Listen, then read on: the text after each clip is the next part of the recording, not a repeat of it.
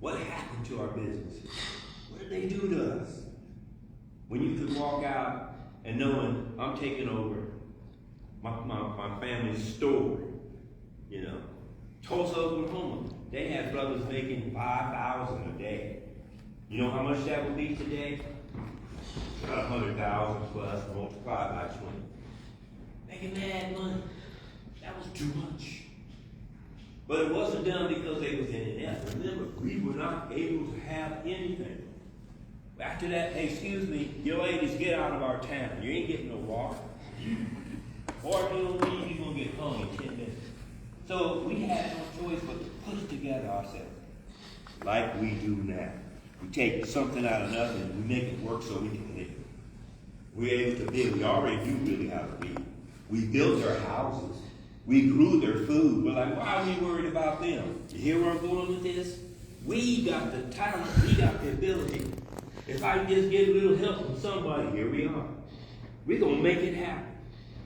You might want to be the best fashion designer there is. We need something like that in our community. Y'all remember Ebony Fashion Fair?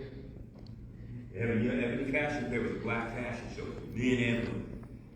Brothers used to be on GQ magazine. He was a shark.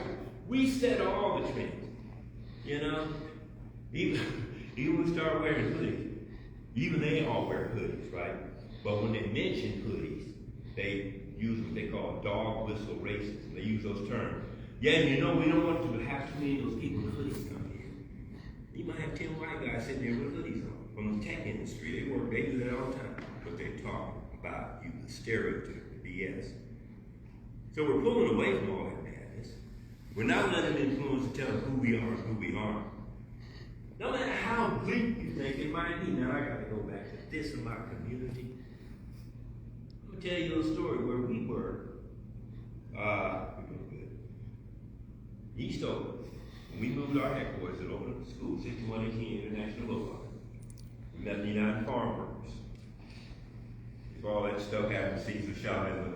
We knew all of it. We helped it. We closed down 2,000 Safeways across America. After they threatened him and told him they were going to deport all of them.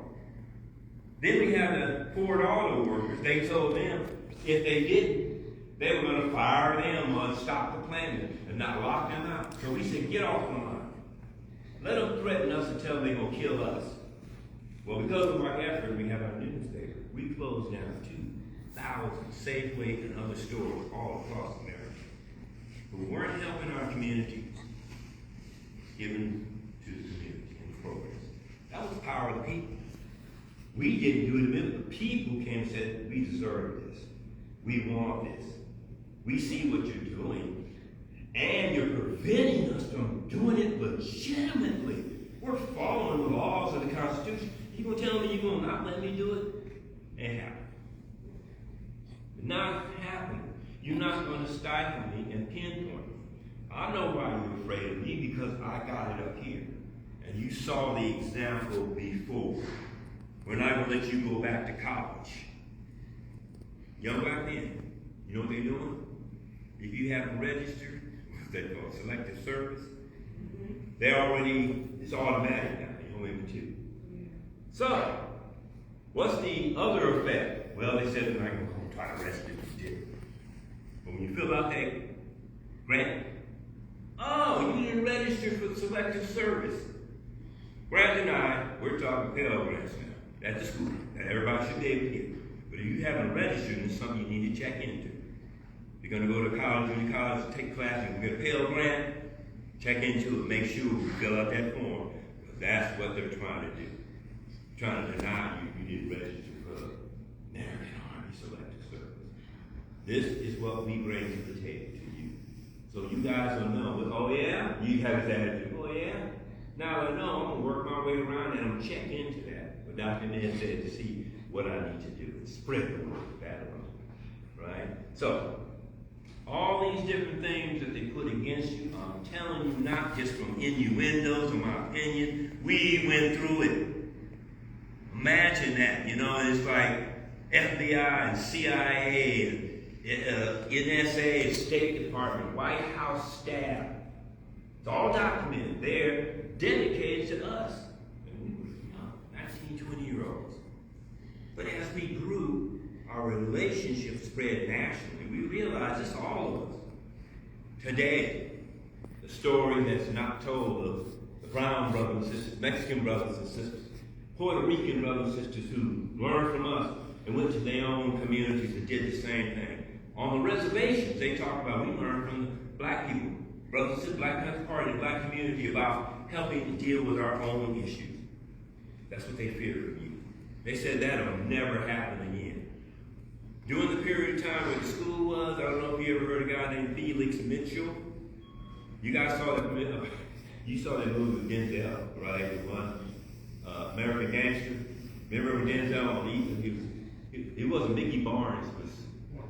Well, yeah, Mickey Barnes was in New York. We had a relationship, agreement with all of them. That's why you had the boulevards. They weren't doing their business towards schools, and we were cleaning them out. And there's a whole story behind that, the Black Panther Party fighting against that heroin. He was a different example, Felix Mitchell, here in Oakland. He had what they call 66 Street Pike, 66 Street Mile. And it stretched for like blocks, right? One way in, one way out. He'd have brothers on the roofs. Can't come in there, right? Well, many of the kids went to the school. So I personally knew Felix. There was an episode of American Gangster series with that P. Frank Williams, who's a producer. He did the one who shot Tupac and Biggie. He won Emory Awards. He's done all the unsung heroes. He grew up in that area. So he did one about him and Huey P. Newton. And how it went to where you have to stop giving the drugs to the mothers. You have to stop giving it to the kids. He had runners who would watch to see when the police come. In Oakland, they would call them rollers. Rollers, rollers. And what that meant was they were famous for coming down the street 50 miles an hour, 60 miles an hour at night with no lights on. There were many people they would hit and run over, hit cars. Or the only thing you would hear when somebody holler rollers is that screech around the corner. You know what I'm talking about. And there would be no lights, no nothing. And their purpose was they would take 9 and 10-year-olds, which we stopped, who would come going to our schools and our classes. They were paying them just to watch out for them. $300 a week. Multiply that times 20. It's about 3,000 or 4,000 a week, 5,000 just to be on the lookout. Felix Mitchell was pulling down between, I don't know, 700,000 to $1 million a month. He was directly involved with it. There's a whole story.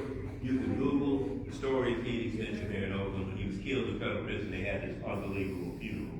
Glass caskets, I don't know how many Rolls Royces, the whole 9 yards. Yes, question? Why did they like doing it? I'm sorry? Why did they like doing it? I couldn't hear you. Why did they like doing it? Why they like doing who? Why do you like doing it? Because I've never seen nobody rollers. Why they like doing that? Police? That's because they sneak up on people. That's Oakland, you know. They would, you know, no sirens. You might be coming out. You better look because you might see, and they on the way somewhere. No sirens, no nothing. That was their method of trying to catch people. But more than often, it didn't work. I'm just giving you guys a climate of what it was like being in Oakland and how it was that day. So, very organized. Black people controlled that whole trade at that point in time. So we fought against that. And we were able to stop that. And Felix finally gave us, I'm not going to do this. I'm not going to have the mothers. I'm not going to have the families. He started supporting the schools. You remember that one part of Denzel where they started giving away turkeys and grocery giveaways. Of course, that came from the concept of the Black Panther Party. We had zero tolerance zones. Not from the police, but from us. This was in Chicago, in LA, definitely here in Oakland. You didn't have that here in Oakland. You never had blue and red. You never had Bloods and Crips. They couldn't set up in Oakland. That's not this city. Never, ever, and never will happen. Just didn't do. You have people who live in different communities and sets and what have you. And there's this uncanny relationship with everybody. As long as you don't have no beef with nobody, you stay in your lane, you can go anywhere, pretty much. You know, nobody's tripping with you. So blue and red didn't happen here. Matter of fact, they tried to set up and they were escorted out of the city. And that's another story. I have a lot of those kind of stories. A lot of people say, tell me some of them.